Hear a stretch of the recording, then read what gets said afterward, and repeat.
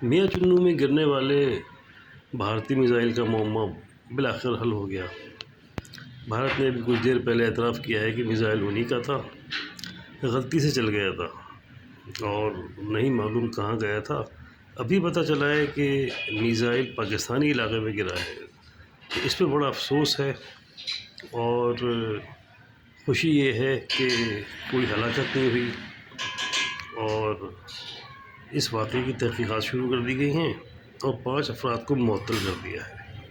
یہ بیان ہے جو بھی بھارتی وزارت دفاع کا سامنے آیا ہے اور اس پر بھارتی وزارت دفاع کا یہ کہنا ہے کہ یہ ایک حادثہ تھا اور اس میں کوئی ارادہ شامل نہیں تھا اور محض انسانی غلطی سے یہ میزائل جو ہے یہ فائر ہو گیا۔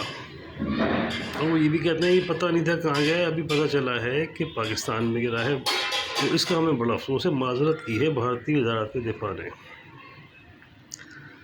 تو میزائل کیسے چلا اس کا انہیں نہیں پتہ، کہاں گرا اس کا انہیں نہیں پتہ، تو اس پہ آپ سمجھ لیں کیا کہا جائے۔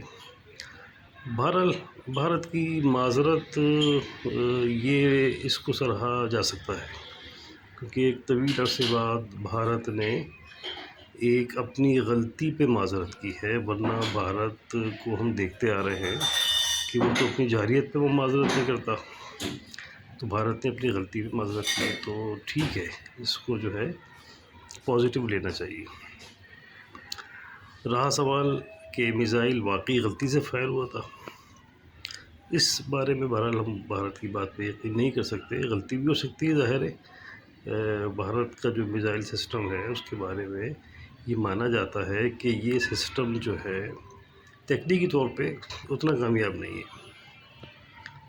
تو بالکل غلطی ہو سکتی ہے، لیکن جو حالات ہیں، جو صورتحال ہے اور جو پاک بھارت تعلقات کی نوعیت ہے اس میں ایسا لگتا ہے کہ کہیں نہ کہیں کوئی گڑبڑ بھی ہو سکتی ہے، غلطی نہیں ہے۔ بہرحال اب یہ معاملہ کھل کے سامنے آ گیا ہے۔ میاں چنوں میں جو گرا تھا وہ بھارتی super sonic cruise missile BrahMos تھا۔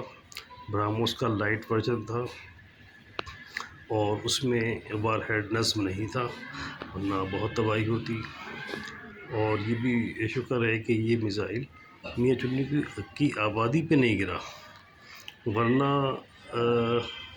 زیادہ ہلاکتیں تباہی ہو سکتی تھی اس بغیر وار ہیڈ کی میزائل سے بھی۔ بہرحال بھارت کی معذرت ایک اچھی ڈیولپمنٹ ہے اور آگے دیکھتے ہیں کہ یہ معاملہ پازیٹیوٹی میں کہاں تک جاتا ہے۔ Thank you.